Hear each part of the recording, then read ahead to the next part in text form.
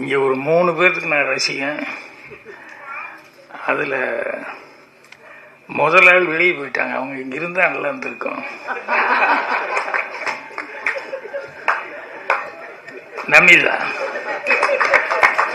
அந்த ஒரு சீன் எனக்கு மைண்டில் அப்படியே நின்றுக்கிட்டே இருக்கு. நமிதா அது இன்னும் எனக்கு மைண்ட் விட்டு போவே இல்லை. நமிதாவை பார்த்ததுலேருந்தே எனக்கு அதே தான் மைண்டில் நிற்கிது. அந்த சீன் அற்புதமான சீனு. ஏன்னா ஒரு ஒரு ப்ரிவியூ இது மாதிரி இதுதான் ஃபங்க்ஷன், இந்த மாதிரி ஃபங்க்ஷன் தான். நமிதா வர்றாங்க. இப்படி இந்த பக்கம் இருந்து என் பையன் சாந்தன் வர்றான். இந்த 2 பேரும் அப்படின்னு பார்த்து அப்படியே அக் பண்ணி பிடிச்சாங்க பாரு. 2 பேரும் அப்படி அக் பண்ணி இது பண்ணிட்டு அப்புறம் திரும்பினாங்கன்னா நடுவில் நான் இப்படியே உட்காந்து பாட்டுருக்கேன். 2 பேர்த்துக்கு என்ன பண்றதே தெரியல. அவன் சாந்தனு அப்படியே ஒரு மொழி முடிச்சுட்டு, நான் படத்தில் முழிக்கிறத விட மோசமா ஒரு மொழியோட அவன் அப்படி போனான். நமிதாவும் அதே மாதிரி சைலண்டாக போனாப்புல. ஆனால் நான் மட்டும் ரொம்ப ரசித்தேன். ஆனால் இப்படி ஒரு சீன் வந்து எப்போ பார்க்க முடியும் அப்படிங்கிற மாதிரி. அது அவனை வச்சுட்டு சொல்லியிருந்தா நல்லா இருந்திருக்கும். ஸோ அடுத்தபடியாக இன்னொருத்தருக்கு ரொம்ப ரசிகன். என்னன்னா, மேடையில் எல்லாரும் மைக்கு கிடைச்சா எல்லாரும் பேசுகிறோம். ஆனால் அவ்வளவு ஆளுமையோடு பேசுறது அப்படிங்கிறது சீமானவர். அது பல தடவை அவருடைய பேச்சை கேட்டு ரசித்து நான் ஃபோன் பண்ணியும் பேசியிருக்கேன். நான் மற்றவங்ககிட்டையும் சொல்லியிருக்கேன். ஏன்னா எல்லாத்துக்கும் வராது, அங்கங்கே தகராறாகவும் தடுமாறும். ஆனால் சீமானுக்கிட்ட என்றைக்குமே அந்த தடுமாற்றமே இல்லை. ஸோ அதை எப்பவுமே அவர் பேசுகிறது எங்கே வந்தாலும் டக்குன்னு உட்காந்து கேட்டுட்டு இருப்பேன். ஸோ அவருக்கு ரசிகன். 3வது ஒருத்தருக்கு ரசிகன் நான். அதை பாதி செல்வமணி தொட்டு விட்டு போனார். ஏன்னா எனக்கு பாக்யராஜ்னு சொல்லி பேர் வச்சது உண்மையிலேயே எங்கள் அம்மா எப்படி நினச்சி வச்சது தெரியல. உண்மையிலேயே அந்த பாக்கியம் எனக்கு கிடைச்சது எனக்கு ஒரு ஆச்சரியம். எங்கள் அம்மா எனக்கு இப்படி பேர் வச்சாங்களேன்னு நான் வந்ததுலேருந்தே கேட்டுக்கேன். ராஜகுமாரன் உண்மையிலேயே ராஜகுமாரன் தான் பேரா, இல்லை சினிமாவுக்கு வந்து ராஜகுமாரன் பேர் வச்சுட்டாரா? ஏன்னா தேவயானி கிடைக்கும் போது உண்மையிலேயே ராஜகுமாரன் ஆயிட்டாரு. ஸோ தேவயானி அவங்களுக்கும் நான் ரசிகன். என்னென்னா அந்த ப்ளசண்ட் ஃபேஸ், அந்த சிரிச்ச முகமாக அன்பு வடியுது அப்படின்னு சொல்லுவாங்கல்ல. இந்த கேரக்டர்லாம் சொன்னாங்க, இந்த படத்தில் கேரக்டர் என்ன அப்படின்னு சொல்லிட்டு. எந்த படத்தில் வந்தாலும் அவங்க கேரக்டர் வந்து அவங்களுடைய சீன், அவங்களுடைய அந்த ஃபேஸ் அவ்வளோ ப்ளசண்ட்டாக பார்த்துக்கிட்டே இருக்கலாம் போல் இருக்கும். இதில் வந்து குழந்தைகளுக்கு வந்து அந்த கேரக்டர் எனக்கு ஸ்னாப்சிஸ் அனுப்பிச்சப்போ பார்த்தேன். ஸோ அது அந்த அளவுக்கு அவங்கக்கிட்ட வந்து அந்த அவங்க தம்பி பேசும்போது சொன்னாப்புலையே, அம்மாவை நான் பார்க்கல, ஆனால் எனக்கு அம்மாவை விட இவங்க தான் எனக்கு மைண்டில் வருது அப்படின்னு சொல்லிட்டு அதை தான் அவரும் செல்வமணி நான் கவனிச்சுட்டே இருந்தேன், அவ்வளோ ரசித்தாங்க அப்படின்னு சொல்லிட்டு. அது கூடவே இன்னொன்று சொன்னார். என்னென்னா, அந்த குழந்தைய பேசும்போது அவங்க அம்மாக்கள் எப்படி ரசித்தாங்க அப்படின்னு சொல்லிட்டு. ஸோ அந்த வகையில் அவங்களையும் நான் ரொம்ப ரசித்து பார்க்குறேன். சந்தோஷமாக இருந்தது. படத்தில் ஆரம்பத்தில் வந்து ஓப்பனிங்கே டைட்டில் அந்த டிசைனோட நிழல் குடை அப்படின்னு வந்தது. அந்த ரீரிகார்டிங் அந்த டிசைனும் வந்து அவ்வளோ எடுப்பாக இருந்தது. அந்த ஆர்ஆர் அவ்வளோ பிரமாமாக மியூசிக் டைரக்டர் அவ்வளோ அழகாக ஸ்டார்ட் பண்ணி அதுக்கப்புறம் சாங் வந்துருச்சு. ஸோ அவ்வளோ சிறப்பாக பண்ணியிருந்தார். அவர் இல்லாமல் அப்புறம் ஹீரோ ஹீரோயின் அந்த 2 குழந்தைங்க நடித்தவங்க, இன்னும் படத்தினுடைய டெக்னீஷியன்ஸ் எல்லாருக்கும் இப்போ என்னுடைய அட்வான்ஸு வாழ்த்துக்களை தெரிவிச்சுக்கிறேன். இந்த படம் வந்து எனக்கு என்னமோ ஒரு நம்பிக்கை இருக்குது. என்னென்னா, சில பேர் வந்து சினிமாவில் வந்து luck favours to fools only அப்படின்னு சொல்லுவாங்க. அந்த மாதிரி எனக்கு சில பேரெல்லாம் வந்து எப்படா இவங்களுக்கு படம் வந்துக்கிட்டே இருக்குது அப்படின்ட்டு இருக்கு. சில பேருக்கு ஏன்டா இவங்களுக்கு படமே வரல, இனத்தினால்டா படம் வரல அப்படின்ட்டு. உண்மையிலேயே அதிகமான் வந்து அந்த லிஸ்ட்டில் எனக்கு அதிகமான் ரொம்ப நாளாக மைண்ட்லேயே இருந்துட்டு இருக்காரு.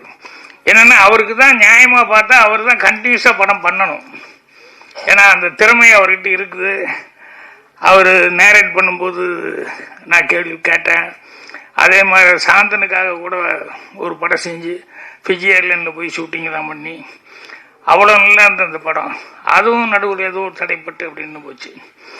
ஸோ அந்த மாதிரி சில நேரங்களில் வந்து 1 கிலோ அறிவாளியாக இருந்தாலும் ஒரு 10 கிராம் அதிர்ஷ்டக்காரங்கிட்ட கை கட்டி தான் நின்னாகணும் அப்படின்னு சொல்லுவாங்க. அந்த மாதிரி சினிமாவில் சில நேரங்களில் வந்து அதிர்ஷ்டம் சில பேர் திறமைசாலிகளுக்கு வந்து கை கொடுக்காமல் இருக்கு. அது எனக்கு ரொம்ப மனசு கஷ்டமாக இருந்தது. ஸோ அதிகமான் அவர்கிட்ட ஒர்க் பண்ணவர் இவர் சிவா ஆறுமுகம் அவர்கள் அப்படின்னு சொல்லும்போது இந்த தேவயானையெல்லாம் இவ்வளோ தடவை கேட்டாங்கல்ல, கேட்கவே வேணுங்கிறது இல்லை. கண்டிப்பாக இந்த படம் வந்து படம் நல்லா பண்ணியிருப்பாங்க. கண்டிப்பாக படம் வந்து ஸ்லோ பிக்கப் ஆகும். அது ஓப்பனிங் இருக்கோ இல்லையோ ஸ்லோ பிக்கப் ஆகும்.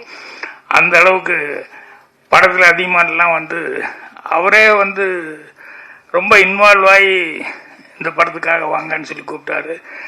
அதே மாதிரி பாலசேகர் வந்து அவரும் வந்து அவசியம் இந்த படத்துக்கு நீங்கள் வரணும் சார், அந்த ஆடியோ ஃபங்க்ஷனுக்கு வரணும் அப்படிங்கிற மாதிரி எல்லாம் கேட்டேன். எதுக்குன்னா அந்த டைட்டில் வந்து நிழல் குடைன்னு வச்சுருக்காங்களே, இவருக்கு இந்த டைரக்டருக்கு வந்து நிழல் குடையா இவங்கெல்லாம் இருக்காங்க. அதிகமானமா நிறைய நண்பர்கள்லாம் இருக்காங்க.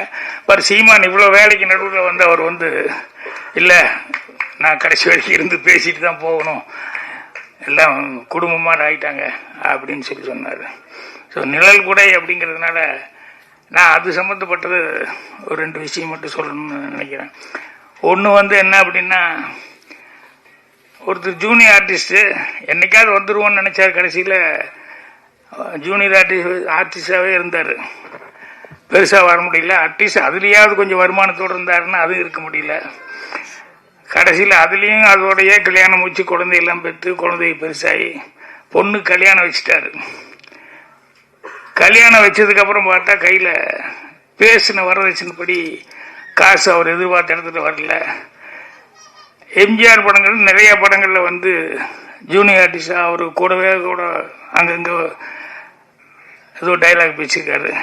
சரி கோட்டைக்கு போய் எப்படி நம்ம உள்ளே போக முடியும் அப்படின்னு சொல்லிட்டு போய் அங்கே நின்றுருக்காரு. உள்ளே விட மாட்டேங்கிறாங்க. எப்படியோ தடுமாறி கூட்டத்தில் நின்றுட்டு அவர் வந்து கார் ஏறும்போது பேர் சொல்லி தலைவரே அப்படின்னு அவர் கூட்டத்துலேருந்து பார்த்தாரு. கூட நடித்தவங்க அவருக்கு என்ன அரசியலுக்கு வந்தாலும் அந்த சினிமாங்கிறது வந்து கடைசி வரைக்கும் அவர் போகல. அவருக்கு பிளட்டில் இருந்துக்கிட்டே இருந்தது கடைசி வரைக்கும் சினிமாங்கிறது. பார்த்தோன்னே நான் நம்ம கூட நடித்தாள் அப்படின்னு சொல்லிட்டு என்ன வான்னு சொல்லி கூப்பிட்டது. என்ன அவ்வளவு கூட்டத்துக்கு நடுவில் பொண்ணு கல்யாணம் காசு ரெடி பண்ண முடியல, நிறுத்தலாமா கேன்சல் பண்ணிடலாமாங்கிற அளவுக்கு இருக்கு. என்ன தெரியுதுங்களா அப்படிங்கிற மாதிரி கேட்டார். எழுதி என்ன தேதியெல்லாம் எழுதி கொடுத்துட்டு போ, கல்யாணம் ரேட்லேயே வச்சுக்கோ, தேதி மட்டும் கரெக்டாக உதவியாளருக்கு எழுதி கொடுத்துட்டு போயிடு அப்படின்னு. அவர் அவ்வளோ சந்தோஷப்பட்டு போய் கல்யாணத்தை கரெக்டாக ஃபிக்ஸ் எல்லாம் பண்ணி எல்லாம் இது பண்ணிட்டாரு. 1 வாரம் கல்யாணம் இருக்கு. ஒரு 2 நாளைக்கு முன்னால் அவர் தலைவர் உடம்பு சரியில்லாமல் போயிட்டார். அவர் இறந்துட்டாருன்னு சொன்னோன்னே இவர் பயங்கர ஷாக்காகி எங்கே போய் யார்கிட்ட என்ன சொல்ல முடியும் அப்படின்னு சொல்லிட்டு 2 நாள் அந்த துக்கத்தையெல்லாம் பார்த்துட்டு 3ஆவது நாள் இவருக்கு பர்சனலாக இனிமேல் கல்யாணம் நடக்காத பிரயோஜனமே இல்லை அப்படின்னு சொல்லி அதோட ஃபேமிலியில் எல்லாருமே வேறு மாதிரி ஒரு டிசிஷனுக்கு வந்து எல்லாம் வாங்கி வச்சுட்டாங்க. சாப்பிட்றதுக்கு எல்லாம் ரெடி ஆகிட்டாங்க. நைட்டில் அந்த டைமில் கதவு தட்டுற சத்தம் என்னன்னா, கதவு திறந்தா நான் சிஎம்மோட பிஏங்க அப்படின்னா அப்படியே ஷாக்கோடு பார்த்தா, இல்லை எப்படி அவர் நோட் பண்ணி வையின்னு என்ன சொல்லியிருந்தாரு.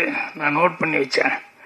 என்கிட்ட கொஞ்சம் பணத்தை கொடுத்து அப்பா போகிறோம், அவங்களுக்கு முதலே கொண்டு போய் கொடுக்கணும், அதனால் எதுக்கு நீ கையில் வச்சுருந்து ஞாபகப்படுத்து, ஏன்னா நம்ம ரொம்ப நம்பிக்கையோடு இருந்துப்பான் அந்த ஆள் அப்படின்னு சொல்லி கொடுத்துட்டு போனார். இந்தாங்க அப்படின்னா அவருக்கு எப்படி இருந்திருக்கும் அந்த ஆளுக்கு யோசிச்சு பாருங்க. செத்தரலான்னு முடிவு பண்ண ஆளுக்கு வந்து அவர் வந்து மொத்தமும் அவர் இவர் என்ன சொல்லிட்டு போனாரோ அந்த நகைக்கு கல்யாணத்துக்கு உண்டான எல்லா செலவுக்கு உண்டானது கொடுத்துட்டு போயிருக்காரு அப்படின்னு சொன்னோடனே அவர் அழுகைக்கு அப்படி எழுதாரு. அதுக்கப்புறம் ஜானகி அம்மா வந்து அவ்வளோக்கு நடுவுலையும் அவங்ககிட்ட சொல்லியிருப்பாங்க, பிஏக்கு தெரிஞ்சிருக்கு. அப்புறம் அவங்க வந்து கல்யாணத்துக்கு வந்துட்டு போனாங்க. எதுக்குன்னா அப்படி ஒரு நிழல் கொடையா வாழ்க்கையில் வந்து வாழ்ந்ததுனால தான் இன்னைக்கும் அரசியல் மேடை எந்த மேடையிலையுமே அவர் அவாய்டு பண்ணி 6 நாளையும் ஒன்றும் பண்ண முடியல. ஸோ அந்த நிழல் கொடை டைட்டில் கேட்ட உடனேயுமே எனக்கு அந்த இன்சிடென்ட் நான் வந்தது. என்னென்னா நிழல் கொடையாக இருக்கிறது இப்போ சாதாரணமாக நினைப்பாங்க, அவர் சிஎம்மாக இருந்தார், அவர் படங்கள் நிறையா செஞ்சாங்க, அதில் எல்லாம் சம்பாதிச்சிருக்காரு, அவர் செலவு பண்ணார் அப்படின்னு சில பேருக்கு அந்த தாடு கூட வரும். அது இல்லை, மனசுங்கிறது தான் ரொம்ப முக்கியம். எனக்கு தெரிஞ்சு கலைஞான சார் சிவாஜி வச்சு ரஜினி இன்ட்ரடியூஸ் பண்ணார் ஃபஸ்ட்டு படம் அவருக்கு. அதுக்கப்புறம் மிருதங்க சக்கரவர்த்தி தான் எடுத்தார். எடுத்து எல்லாமே அவருக்கு சரியாக வரல, கடன் பட்டார், அவ்வளோ கஷ்டத்தில் இருக்கார். அவர் பேட்டியில் நக்கீரன் இதில் வந்து பேட்டியில் சொல்லும்போது இப்படியெல்லாம் எனக்கு படம் எடுத்து கூட நான் வந்து இன்னும் ஒரு சொந்த வீடு இல்லை, வாடகை வீட்டில் தான் இருக்கேன், இப்படி ஒரு சிரமத்தில் இருக்கிறேன். பட் பரவாயில்ல, ஆனால் எப்போ கேட்டாலும் நான் வந்து ரஜினி என் படத்தில் நான் ஃபஸ்ட்டு நடித்தாருன்னு சொல்கிறதோ இல்லை மிருதங்க சக்கரவர்த்தி எல்லாம் சிவாஜி சார் வச்சு எடுத்தேன்னு சொல்கிறது அது எனக்கு பெருமை, அது போதும் அப்படிங்கிற மாதிரி சொல்லிட்டு அந்த கொஞ்சம் கஷ்டங்கிறத வந்து அந்த நேரம் பார்த்து தேவர் பிலிம்ஸ் அவர் வந்து அவ்வளோ மரியாதையோடு அங்கே தேவர் பிலிம்ஸில் இருந்தார். அந்த சின்னப்பா தேவர் அவர்கள் வந்து அவ்வளோதோ ரைட்டர்ஸ் எல்லாத்தையுமே அரவணைச்சு அப்படி கொண்டு போவார், சின்னவங்க பெரியவங்கிறது இல்லாமல். ஆனால் என்னன்னா அவர் பண்ண ஒரே தப்பு, ஒன் மேன் ஆர்மியாவே கடைசி வரைக்கும் இருந்து அவர் இருந்த வரைக்கும் சக்ஸஸை பார்த்து எல்லாத்தையும் பண்ணிட்டு போனார். அப்படியே அவங்க பையனையோ மருமகனையோ ட்ரைனிங் கரெக்டாக பண்ணாம விட்டார். அதனால் அவர் போனதுக்கப்புறம் பார்த்தா அந்த ஃபேமிலியே ஒரு கஷ்டத்துக்குள்ள ஆயிடுச்சு.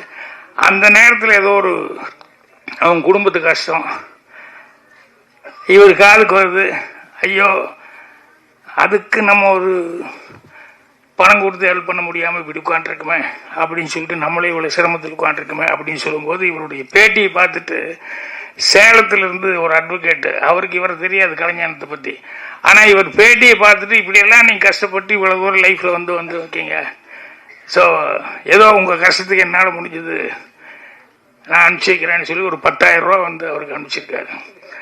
கலைஞானன்னா அப்படியே ஒரு சந்தோஷம்னா அப்படியே ஒரு சந்தோஷம். நம்ம கொடுக்க முடியலேன்னு நினைச்சோம், நமக்கு வந்து எங்கேயோ இருந்து இப்படி ஒரு 10,000 ரூபா வந்து அப்படியே எடுத்து கொண்டு போய் தேவர் பிரின்ஸ் அந்த குடும்பத்துக்கு கொண்டு போய் கொடுத்தாரு. அதுதான் மனசு. காசு இருந்த ஒருத்தன் செய்யறதுங்கிறது பெரிய சமாச்சாரம் இல்லை. அவருக்கே அவ்வளோ கஷ்டத்தில் இருக்காரு, பேட்டி கொடுத்துட்டு இருக்காரு. ஆனால் அவருக்கு ஒரு 10,000 ரூபா வந்தது அப்படின்னு சொன்னோடனே அதை கொண்டு போய் அந்த நம்ம வேலை பார்த்த இடம் நம்ம அங்கே தான் இருந்து சாப்பிட்டோம் அப்படின்னு சொல்லிட்டு அவங்களுக்காக செஞ்சாரு. அதுதான் மிகப்பெரிய சமாச்சாரம். ஸோ நிழல் கொடை அப்படின்னு சொல்லும்போது இந்த கேரக்டர் வந்து கண்டிப்பாக இது வந்து தேவயானை மேலே தான் அந்த டைட்டில் வந்திருக்கும்னு நினைக்கிறேன் நான். கரெக்டா? ஸோ தேவயானை வந்து கடைசியில் கிளைமேக்ஸ் சொன்னாங்க, அந்த குழந்தை வந்து மிஸ் ஆகிறது, அதுக்கப்புறம் எல்லாமே ஒன்று சேர்றாங்க அப்படின்னு சொல்லிட்டு. ஸோ படத்துக்கே நிழல் கொடையாக வந்து அவங்க இருந்திருக்காங்க. அதே மாதிரி அந்த சிவா ஆர்மும் அவர் வந்து என்கிட்ட பேசும்போது அந்த டைட்டில் தர்ஷன் சிவா என் பையனையும் நடிக்க வச்சிருக்கேன் சார், இவரே சோதனை பையனை நடிக்க வைக்கணும் அப்படின்னு சொல்லிட்டு இந்த அப்பாக்களுக்கெல்லாம் உண்டானது இதெல்லாம் இந்த மாதிரி சில சமாச்சாரங்கள் அதை வந்து வரிஞ்சு கட்டி எதாவது பண்ணலாமேன்னு சொல்லி பண்ணும்போது அதில் நல்லது நடக்கிறது உண்டு, சிலது மாறியும் நடக்கிறது உண்டு. ஆனால் அவர் வந்து சொன்னார், பையனை நடிக்க வச்சுருக்கேன், நீங்கள்லாம் வந்து ப்ளஸ் பண்ணோம் அப்படின்னு சொல்லிட்டு. ஒன்றும் இல்லை, ஒரு 2-3 க்ளோஸ்அப் பார்த்தேன் அந்த பையனது. அந்த பையன் உண்மையிலேயே அவன் லுக்கு, அவன் பார்க்குற இதெல்லாம் வந்து உண்மையிலேயே அந்த பையன் வர முடியும் அப்படிங்கிற அந்த நம்பிக்கையை வந்து கொடுத்தது. அதனால் அது அதில் கெட்ட பேரமாக இருந்தது இல்லையா? வாழ்த்துக்கள், கண்டிப்பாக நல்லா வருவீங்க நீங்கள். அவங்க அப்பாவோட இது சொல்கிறேன், ஏன்னா பெத்தாச்சுன்னா அதோட முடிஞ்சு போகல. அதுக்கப்புறம் பாருங்கள் இதெல்லாம் வந்து கேட்க வேண்டியது, இதெல்லாம் பண்ண வேண்டியிருக்கு. ஸோ அவருக்கு அவங்க ஹீரோயின் எல்லாம் நடித்தாங்க, அவங்க எல்லாத்துக்குமே என்னுடைய இது. இந்த ஹீரோயினுக்கு என்னன்னு தெரியல, இந்த பெரியன்னு அடிக்கடி சொல்லிட்டு இருந்தாங்க. என்னுடைய பெரிய வாழ்த்து, நன்றி, என்னுடைய பெரிய வணக்கம், என்னுடைய பெரிய அப்படின்ட்டு. சரி நான் நினச்சிட்டேன், சரி நமக்கு ஆகும்னா அந்த ஷோன்னு எனக்கு வர்ற மாதிரி இந்த பெரியங்கிறது அவங்களுக்கு ஒரு இது மாதிரி வந்துடுச்சு போல அப்படின்னு சொல்லிட்டு அவங்களும் ரொம்ப அழகாக இது பண்ணியிருக்காங்க. ஸோ படத்தினுடைய டெக்னீஷியன்ஸ் எல்லாத்துக்குமே என்னுடைய வாழ்த்துக்கள் தெரிவிச்சுக்கிறேன். கண்டிப்பாக நான் சொன்ன மாதிரி அதிகமானவர்கள் எல்லாம் இதில் இருந்திருக்காங்க, கலந்துருக்காங்க அப்படின்னு சொல்லும்போது கண்டிப்பாக ஒரு நல்ல படத்தை தான் அங்கே எடுத்திருப்பாங்க. அதனால் ஜனங்க சப்போர்ட், பத்திரிக்காரங்க எப்படி நீங்கள் நல்லா இருக்குன்னு எழுத போகிறீங்க, ஜனங்க கிட்ட அது போகும்போது உண்மையிலேயே அதுக்கு உண்டான மரியாதை கிடைக்கும். அப்புறம் இங்கே பேட்டி இந்தம்மா தமிழ் ஐஸ்வர்யாவா தமிழ் ஸ்ருதி சுத்தமாக பேசணுமா, ரொம்ப நல்லா இருந்தது. நானும் தான் தமிழ் மீடியம் படித்தேன், எனக்கு தமிழில் எவ்வளோ தகராறு இருக்கு எனக்கு தான் தெரியும். ஆனால் தமிழ் அவ்வளோ சுத்தமாக பேசுகிறாங்க. முன்ன எல்லாரும் சொன்ன மாதிரி என்னென்னா அவங்க கொஞ்சம் டைம் எடுத்துக்கிட்டாங்க. ஏன்னா இந்த மாதிரி நேரத்தில் தான் அவங்க தமிழை காமிக்க முடியும். அதனால் தமிழ் உச்சரிப்பு ரொம்ப நல்லா இருந்தது. ஸோ அதனால் நான் நல்ல வேலை என்னை சீமானை பேச விட்டு அவருடைய தொண்டர்கள்லாம் காணாமல் போய் அதில் ஒரு கேப் ஆகி அதுக்கப்புறமா பேசுறதுங்கிறது இல்லாமல் இப்போ நான் பாருங்க, நான் பேசியாச்சு, டென்ஷன் இல்லாமல் சீமான் பேசுறது ஆனந்தமாக கேட்கலாம். ஏன்னா அவர் கதை சொல்லி கேட்டிருக்கேன், சும்மா உட்காந்து பார்த்து பேசிட்டு இருக்கேன், அதுக்கப்புறம் மீட்டிங்கில் பேசுகிறேன். இந்த மாதிரி லைவாக சில நேரங்களில் தான் பேசுறதுக்கான சான்ஸ் கிடைக்கும். ஸோ அதனால் உங்களை மாதிரியே நானும் அவளோட கற்றுட்ருக்கேன். மீண்டும் ஒரு முறை இந்த பட டீமுக்கு, அவர் சிவா ஆறுமுகம் எல்லாத்துக்குமே என்னுடைய வாழ்த்துக்களை தெரிவிச்சுக்கிறேன். நன்றி, வணக்கம்.